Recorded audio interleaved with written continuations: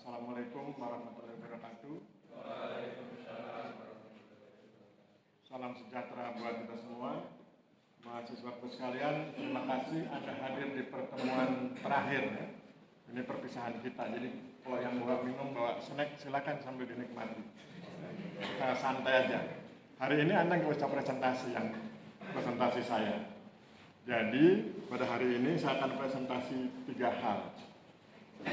Presentasi pertama saya akan bicara tentang paradigma definisi sosial. Untuk melanjutkan yang sebelumnya kan kita pernah bahas paradigma partai sosial, paradigma perilaku sosial. Hari ini saya akan bahas paradigma definisi sosial. Itu yang pertama. Yang kedua, saya akan beri contoh bagaimana membedah sebuah isu agraria dengan menggunakan 9 teori sosiologi. Saya akan kasih contoh bagaimana caranya membedah isu agraria dengan menggunakan 9 teori sosiologi. Gitu ya. Yang ketiga, yang saya pikir penting adalah saya akan cerita tentang kisi-kisi ujian akhir semester mata kuliah sosiologi agraria. Jadi yang pertama paradigma definisi sosial, yang kedua bagaimana membedah isu agraria dengan 9 teori sosiologi, dan yang ketiga tentang kisi-kisi agraria. Kalau nanti ketika saya sedang presentasi ada hal-hal yang ingin ditanyakan, catat dulu biar nggak lupa. Anda catat di kertas Anda, nanti ditanyakan sesudah saya selesai presentasi supaya kemudian presentasinya lancar gitu ya. Oke, kalau nanti ada azan kita cancel ya. Kita mulai. Sekarang Anda lihat WA grup Anda ya. WA grup Anda lihat di PowerPoint yang kalau nggak salah ke-7 gitu ya, tentang sosiologi agraria, paradigma definisi sosial. Anda lihat, dan saya ingin minta Anda melihat ke slide keempat. Slide keempat itu tentang teori aksi. Anda tentu masih ingat ya, dalam setiap kesempatan saya selalu bilang bahwa teori aksi itu kekuatannya pada kesadaran, yaitu kesadaran subjektif dan kesadaran objektif. Itu kekuatan teori aksi. Nah, sekarang saya ingin ajak Anda melihat teks redaksinya dari yang disampaikan oleh George Ritzer. Jadi George Ritzer itu tokoh yang melebur 3 paradigma menjadi satu, yaitu paradigma integratif ya. Mari kita lihat teori aksi menurut versi George Ritzer.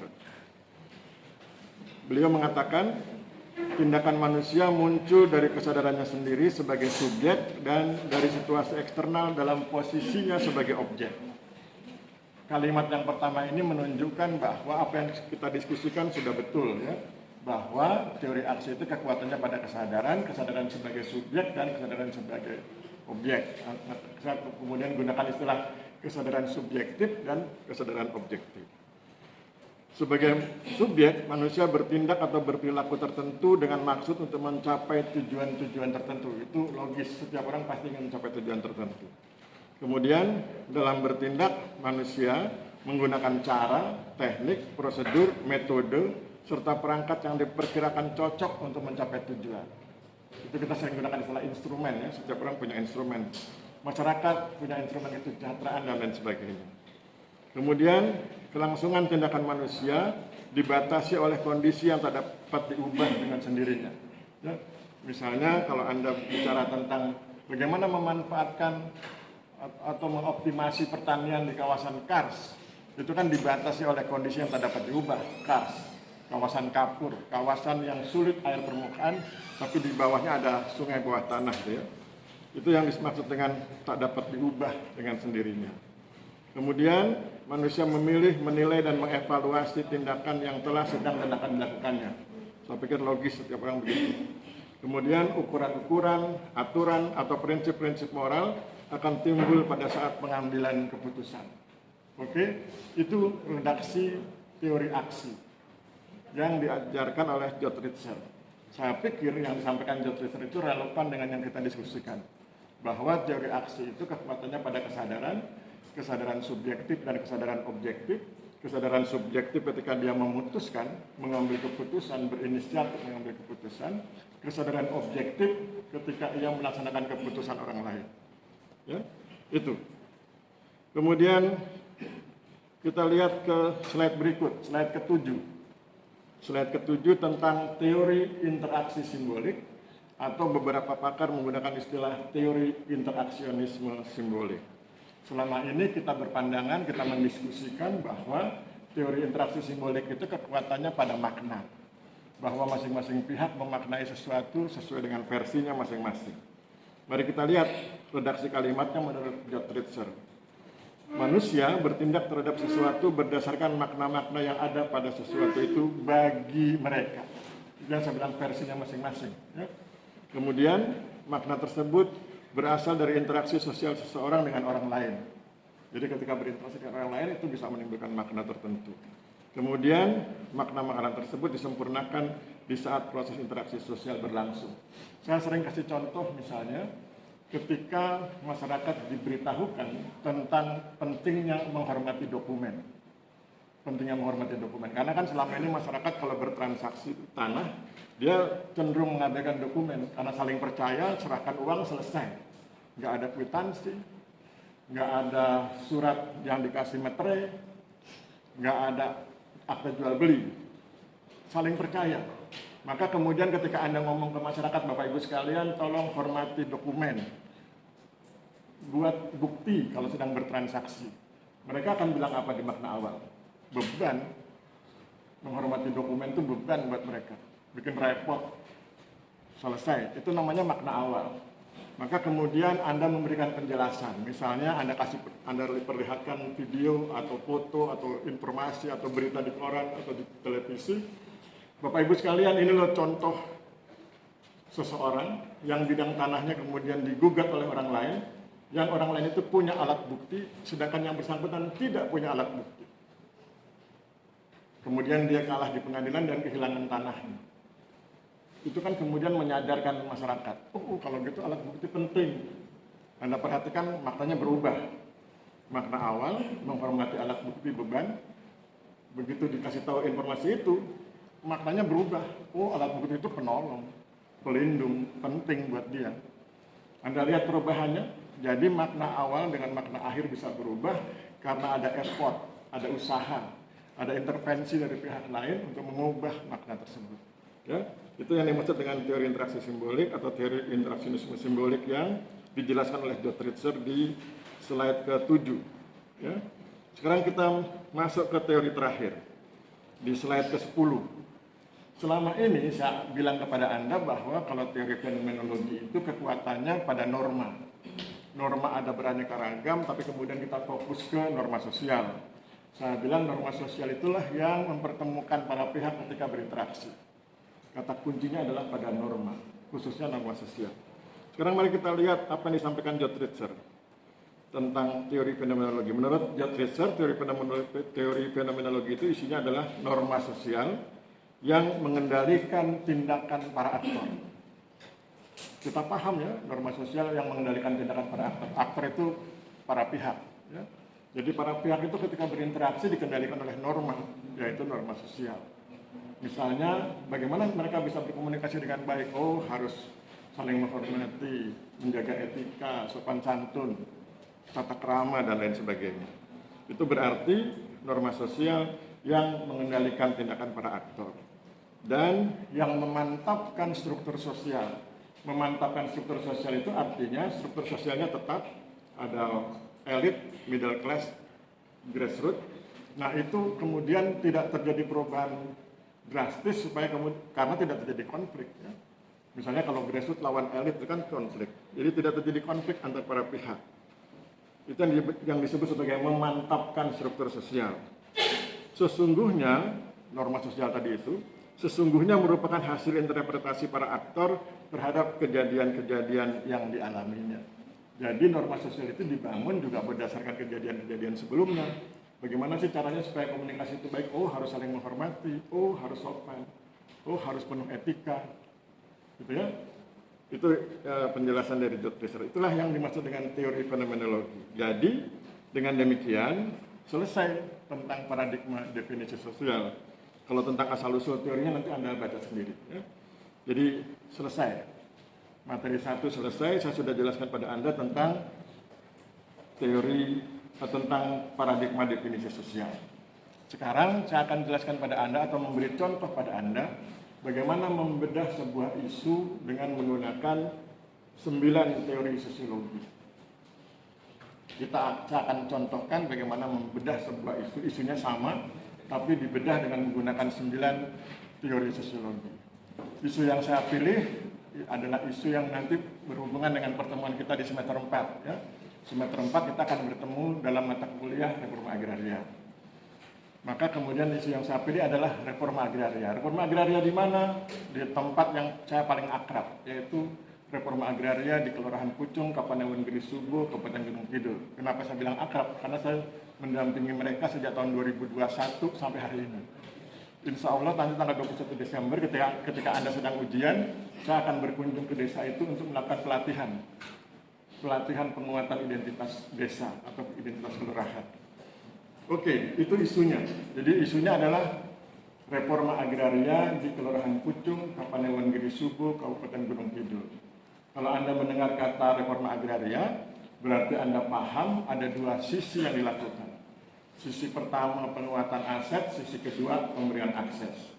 Penguatan aset dilakukan oleh Kantor Pertanahan Kabupaten Gunung Kidul dalam bentuk pendaftaran tanah, khususnya PTSL, pendaftaran tanah sistematik lengkap, sehingga 96% tanah di Kelurahan Pucung sudah bersertifikat. Itu penguatan aset. Pemberian akses dilakukan oleh teman-teman dari STPN, oleh para dosen di STPN, yang sejak tahun 2021 sampai hari ini sudah melakukan berbagai kegiatan, ya, mulai dari penelitian untuk memetakan potensi wilayah, kemudian mendampingi masyarakat menyusun master plan, kemudian memberi pelatihan leadership berbasis sumber daya agraria, kemudian memberi pelatihan bisnis model kanvas bagi pegiat wisata. Kemudian nanti tanggal 21 Desember 2023 ketika Anda ujian, saya akan ke sana memberi pelatihan penguatan identitas kelurahan atau identitas desa. Itu pemberdayaan masyarakat. Jadi Anda sudah lihat ada 2 sisi dalam rangka pemberian akses, ya. Nah, kemudian yang berikutnya 2 hal tersebut, 2 kegiatan itu kan kemudian direspon oleh pemerintah kelurahan dan masyarakat. Dengan demikian dari isu itu Anda bisa memahami, Anda jelas mengetahui bahwa ada 4 pihak.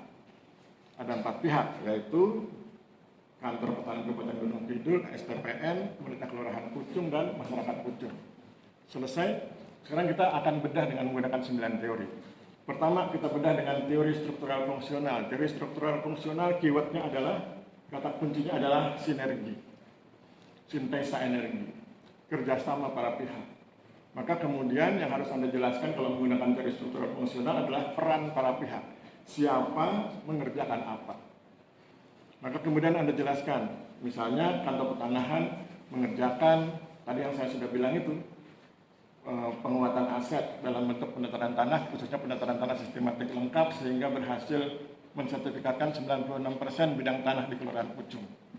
Kemudian STPN melakukan pemberian akses dengan melakukan berbagai pelatihan sejak 2021 sampai 2023, berbagai pelatihan. Kemudian pemerintah Kelurahan Pucung dia memfasilitasi agar kegiatan penguatan aset dan pemberian akses bisa terlaksana dengan baik. Kemudian masyarakat menjadi peserta atau aktif dalam kegiatan penguatan aset dan pemberian akses. Anda menjelaskan siapa mengerjakan apa, itu menunjukkan peran masing-masing pihak, dan itulah teori struktural fungsional. Berarti selesai teori struktural fungsional. Kita geser ke teori neofungsional. Teori neofungsional itu keywordnya, kata kuncinya adalah ketegangan dan provokasi. Anda lihat ketika masing-masing pihak, yang 4 pihak itu sedang berusaha serius agar RA-nya berjalan lancar sesuai dengan tugas masing-masing atau peran masing-masing, keinginan memberi kontribusi terbaik menimbulkan beban psikologis pada diri masing-masing pihak. Itu yang kemudian menimbulkan ketegangan. Keinginan memberi kontribusi terbaik menimbulkan beban psikologis kepada para pihak, sehingga kemudian menimbulkan ketegangan. Contoh, karena saking ingin memberi yang terbaik, masyarakat semangat gitu ya, ingin memberikan yang terbaik, kan dia kemudian harus melengkapi dokumen dalam rangka PTSL. Kemudian dia datang ke kelurahan, dia ngomong ke Pak Lurahnya, Pak Lurah, tolong dibuatkan ini surat ini dalam waktu sekian hari, 2 hari lah, karena sebentar lagi nanti tanggal sekian petugas Kanta akan datang. Kan suasananya jadi tegang itu.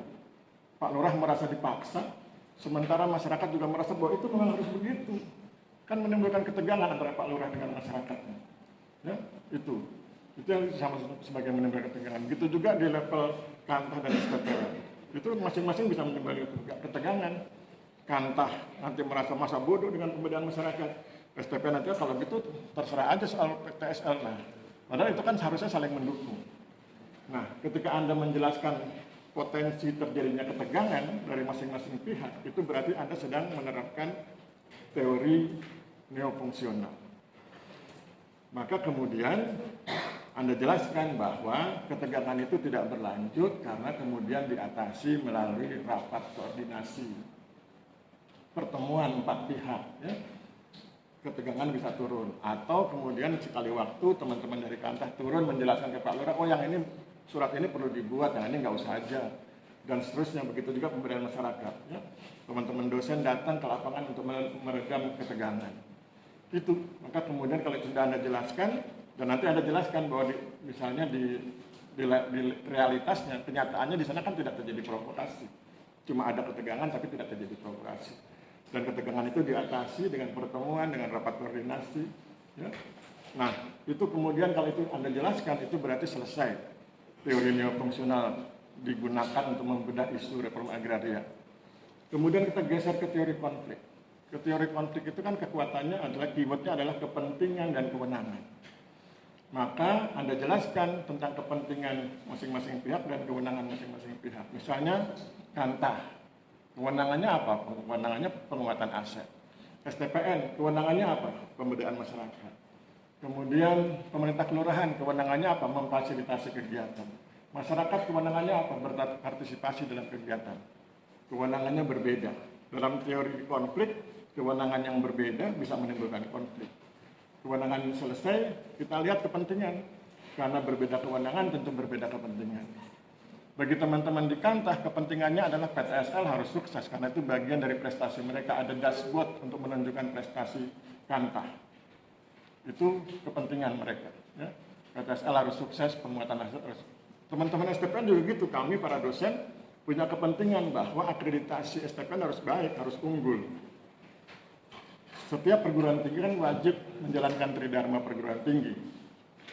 Melakukan perkuliahan, pengajaran seperti kita begini, kemudian melakukan penelitian, para dosen melakukan penelitian, dan yang ketiga pengabdian pada masyarakat. Kalau pemberdayaan masyarakat itu dijalani dengan baik, kan akreditasinya menjadi unggul. Atau marwah akreditasinya menjadi terjaga. Itu kepentingannya STPN. Kepentingannya pemerintah Kelurahan Pucung adalah menjaga, menyelenggarakan, memfasilitasi reforma agraria agar terwujud impian mereka. Pemerintah Kelurahan Pucung itu punya impian, punya tagline, punya semboyan, menjadikan Pucung sebagai kelurahan Mandara, mandiri, damai, sejahtera. Itu tagline-nya. Jadi kepentingan dia adalah mewujudkan Pucung Mandara, Pucung yang mandiri, damai, dan sejahtera. Kepentingan masyarakat apa? Kepentingan masyarakat adalah dia ingin sejahtera. Sejahtera ekonomi, pendapatannya meningkat, sejahtera psikologis, tenang bekerja, sejahtera budaya, mereka bisa mengekspresikan value-nya, value masyarakatnya. Kemudian sejahtera sosial ketika mereka bisa harmoni. Anda perhatikan, kewenangannya berbeda, kepentingannya berbeda. Nah, perbedaan kepentingan dan kewenangan itu harus dimanage dengan baik. Maka kemudian nanti kalau Anda masuk di mata kuliah konflik, saya nggak tahu apakah ada mata kuliah atau namanya gitu ya, itu namanya ada manajemen konflik. Nah, di manajemen konflik itu dicegah agar perbedaan kepentingan, perbedaan kewenangan itu tidak menimbulkan konflik. Maka kemudian dalam berbagai pertemuan, terutama pertemuan yang melibatkan 4 pihak, dirumuskan kepentingan bersama. Jadi ada kepentingan masing-masing pihak, ada juga kepentingan bersama. Kepentingan bersamanya apa? Suksesnya RA. Jadi keberhasilan RA itu menjadi kepentingan bersama, karena di bawahnya ada 4 kepentingan yang berbeda, berdasarkan 4 kewenangan yang berbeda. Itu Anda jelaskan ketika Anda membahas isu tersebut dengan menggunakan teori konflik. Ini berarti selesai, paradigma fakta sosial beres. Kita geser ke paradigma perilaku sosial. Paradigma perilaku sosial itu diawali dengan teori perilaku sosial. Teori perilaku sosial keywordnya adalah perilaku. Perilaku hari ini akan berpengaruh pada perilaku di masa depan. Kemudian perilaku itu akan diulang kalau mendapatkan reward, keuntungan. Perilaku itu akan dihentikan atau diubah kalau mendapatkan punishment atau kerugian. Bagaimana kemudian kita menerapkan itu dalam isu reforma agraria? Maka kita lihat masing-masing pihak. Kantah, perilaku hari ini menyukseskan PTSL akan berpengaruh pada perilakunya di masa depan. Kalau hari ini PTSL-nya lancar, berarti data bidang tanah lengkap di Kantah. Kalau itu lengkap, maka kemudian perilaku di masa depan, Kantah tidak lagi mengurusi pendaftaran tanah dalam konteks pendaftaran tanah pertama kali, melainkan sudah bicara tentang pemeliharaan data pertanahan dan kemudian multipurpose kadaster. Mereka sudah bisa berperilaku dalam konteks multipurpose kadaster, yaitu pendaftaran tanah yang dimanfaatkan untuk berbagai kegiatan. Ada land value, ada land development, dan lain sebagainya. Banyak. Ya. Itu perilaku saat ini berpengaruh pada perilaku masa depan. Itu Kantah. Bagaimana dengan STPN? Perilaku hari ini, kalau dia bisa menjaga marwah akreditasinya, maka di masa depan dia bisa menjadi kampus yang baik, kemudian bisa diminati banyak orang. Dan dia akan berperilaku sebagai orang yang eksis di kampus terbaik. Karena kita kan punya misi, punya impian ya, buat kelas university, kira-kira begitu ya. Jadi kita ingin menjadi kampus yang punya skala internasional, kira-kira begitu.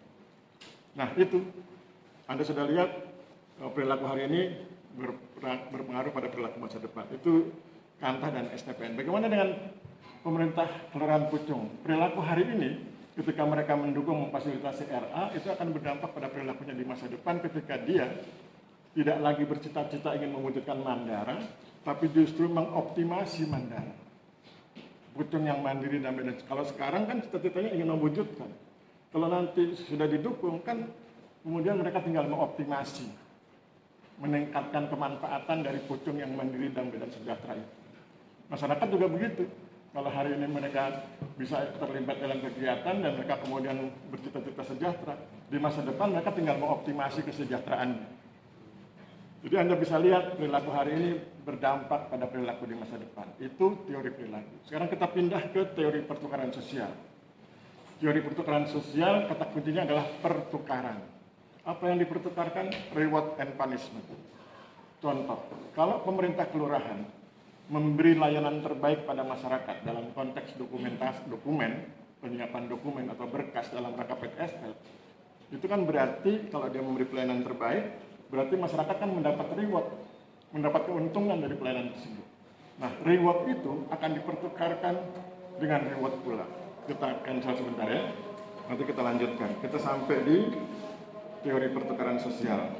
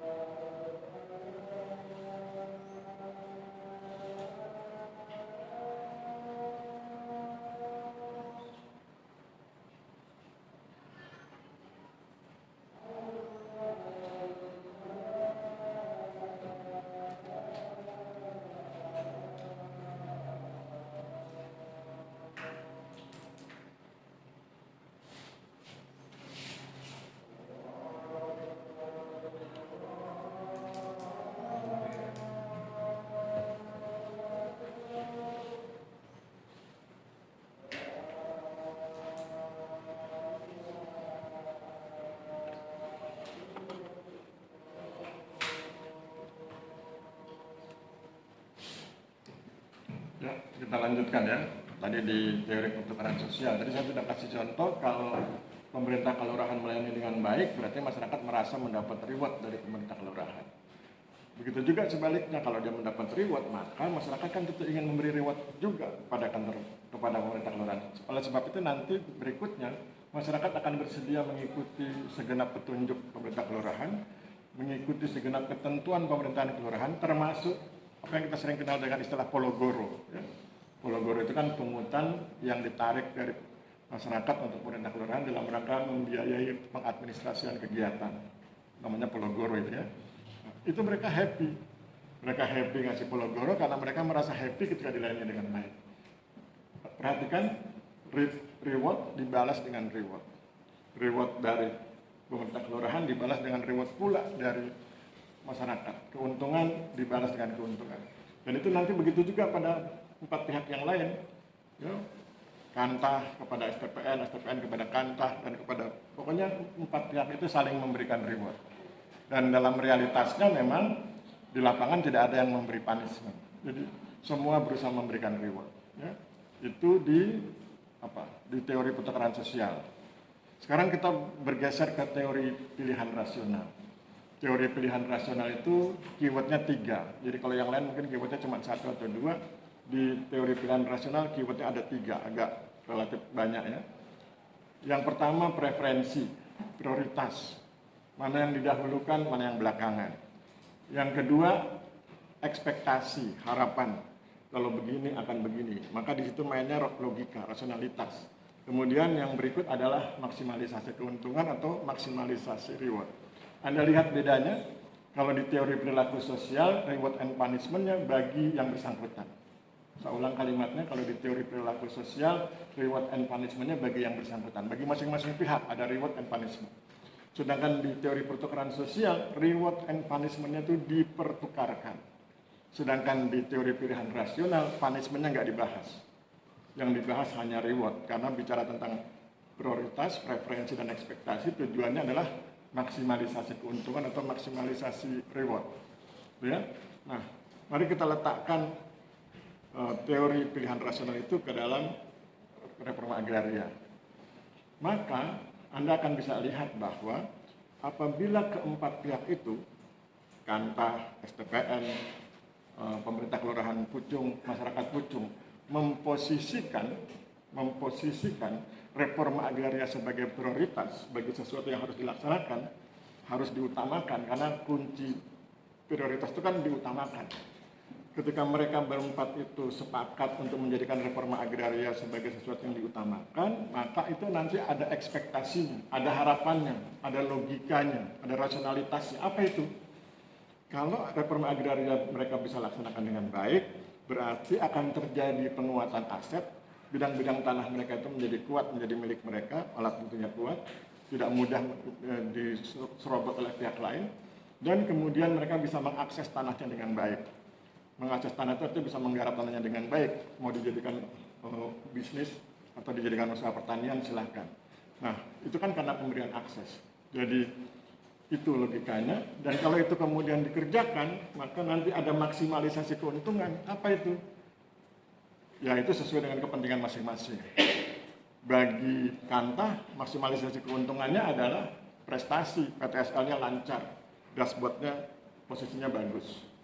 Bagi STPN, marwah akreditasinya baik, tinggi. Orang percaya, oh kampusnya bagus.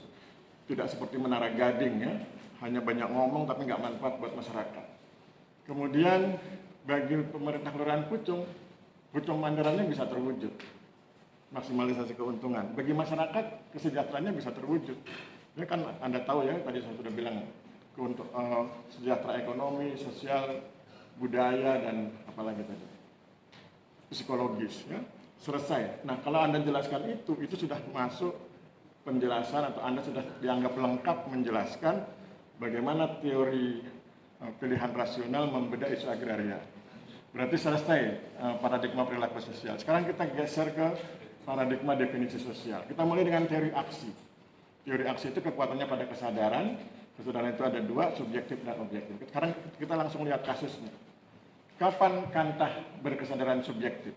ketika mereka memutuskan melaksanakan PTSL di Kelurahan Pucung. Karena kan mereka bebas mau menentukan di kelurahan mana saja. Ketika mereka menentukan, oh ini PTSL di Kelurahan Pucung, itu berarti kesadaran subjektif. Kapan kesadaran objektifnya? Ketika Kantah menerapkan Juknis. Karena Juknis yang buat bukan Kantah, tapi BPN Pusat. Juknis tentang PTSL. Kemudian kita geser ke STPN. Kapan STPN berkesadaran subjektif? Ketika STPN memutuskan untuk memberdayakan masyarakat Kelurahan Pucung. Kapan objektifnya? Ketika STPN melakukan pemberdayaan dengan menerapkan kaidah pemberdayaan masyarakat. Kaidah itu apa? Ilmu. Memberdayakan masyarakat itu ada ilmunya, ada referensinya, ada bukunya, ada sekian banyak literatur, dan itu kan yang membuat pihak lain, STPN hanya melaksanakan.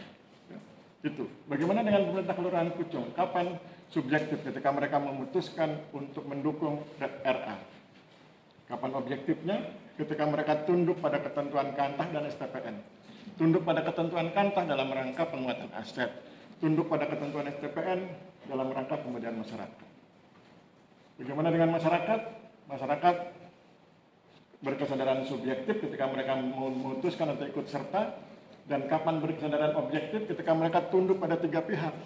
Tunduk pada pemerintah Kelurahan Pucung, tunduk pada Kantah, tunduk pada STPN. Ya, itu. Kalau itu sudah Anda jelaskan, berarti selesai. Teori aksi sudah berhasil membedah isu agraria, reforma agraria. Sekarang kita geser ke teori fenomenologi. Teori fenomenologi itu bicara tentang norma, khususnya norma sosial. Maka kemudian Anda jelaskan atau kita jelaskan bahwa masing-masing pihak itu berinteraksi, membangun komunikasi agar RA-nya lancar. Komunikasi, interaksi dibangun dengan memperhatikan norma sosial, sopan santun, etika, tata krama, saling menghormati, dan lain sebagainya. Sehingga kemudian komunikasinya berjalan efektif, RA-nya bisa tercapai. Itu teori fenomenologi. Selesai.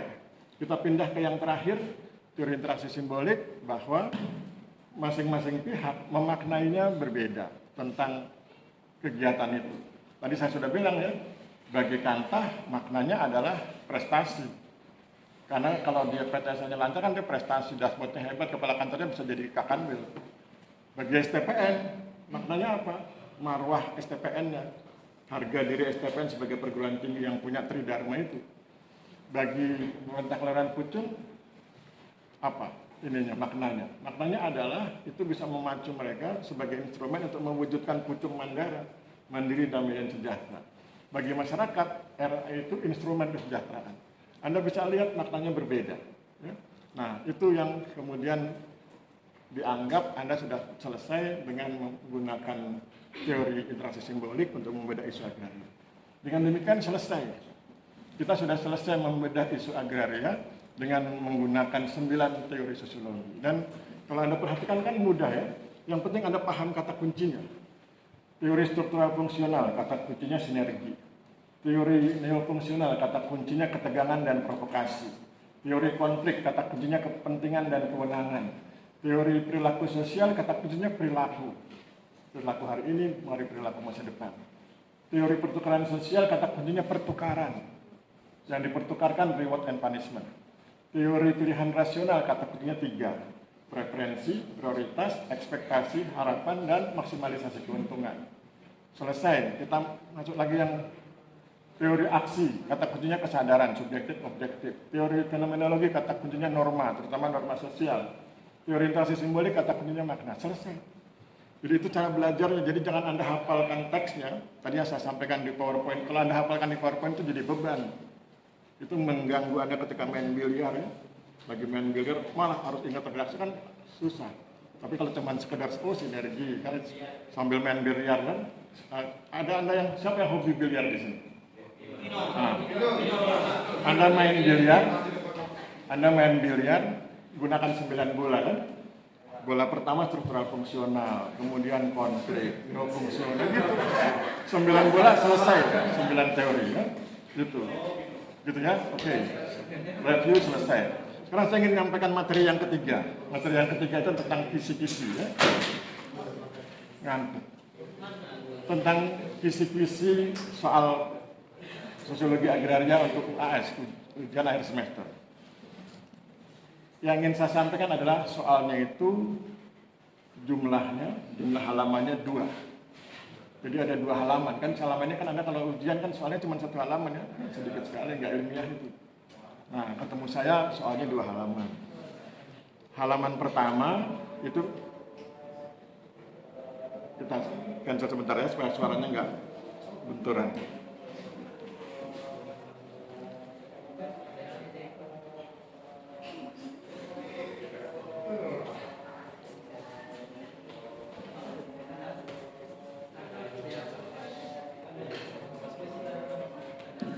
Oke ya, jadi soalnya 2 halaman. Halaman pertama, perhatikan halaman pertama, kira-kira 3/4 halaman itu isinya informasi. Ada sumbernya, ada literaturnya, karena kan harus ilmiah ya. Jadi nanti perintahnya adalah perhatikan informasi sebagai berikut. Itu 3/4 halaman informasi. Anda baca baik-baik. Ya, Anda baca baik-baik. Ingat ya, itu informasi, bukan isu. Karena nanti di soal nomor 1 perintahnya adalah pilihlah isu yang paling menarik dari informasi di atas. Pilih isu yang paling menarik buat Anda ya, dari informasi di atas. Dan jelaskan. Jadi sesudah Anda pilih isunya, Anda jelaskan apa yang Anda ketahui tentang isu tersebut. Karena di informasi itu ada sekitar 9 atau 10 isu. Ya, itu nanti saya ambil dari berbagai dari literatur lah kira-kira gitu. Selesai, itu soal nomor 1. Jadi perhatikan soal nomor 1 itu Anda yang menentukan isu agrarianya, bukan saya. Maka nasihatnya adalah pilih isu yang paling Anda kuasai. Supaya nanti ketika ngomong, ketika menjelaskan Anda ahli betul di situ. Selesai. Soal nomor 2. Soal nomor 2 adalah bedahlah isu tersebut dengan menggunakan teori. Nah, teorinya saya menentukan. Nanti misalnya teori X gitu ya. Maka bedah isu tersebut dengan menggunakan teori X. Gitu ya. Teorinya saya menentukan. Jadi soal nomor 1 Anda yang menentukan isunya. Soal nomor 2 saya yang menentukan teorinya. Nanti nomor 3 dan 4 dibalik. Nomor 3 saya yang menentukan isunya. Nomor 4 Anda yang menentukan teorinya. Jadi soal nomor 3 itu nanti saya akan jelaskan isu tertentu. Kemudian saya minta menjelaskan isu yang saya maksud. Kalau saya bilang isu itu berarti Anda lihat ya. Anda kan sudah melaksanakan tugas 5 kali. Tugas 1 sampai 5. Setiap tugas ada 3 video. Berarti berapa tuh? 15 video. Setiap video mengandung 5 isu. Berarti ada 75 isu kan? Nanti saya ambil 1 aja, nggak usah 75. Nanti saya acak, saya ambil tugasnya siapa ya, tugas Komkes. Saya lihat tugasnya, dia pakai isu apa itu saya tulis di situ. Misalnya begitu. Ya. Jadi nanti saya ambil acak. Kenapa saya pilih begitu? Supaya ini isu yang digemari mahasiswa, supaya ahli betul kan? Jadi ini isu yang digemari. Atau saya bisa lihat videonya, kan ada semua sudah saya rekam ya. Isu yang mana yang paling disukai mahasiswa, itu yang saya tampilkan supaya Anda ahli betul di isu itu. Nah, itu soal nomor 3. Soal nomor 4, maka bedahlah isu tersebut menggunakan teori yang paling Anda sukai.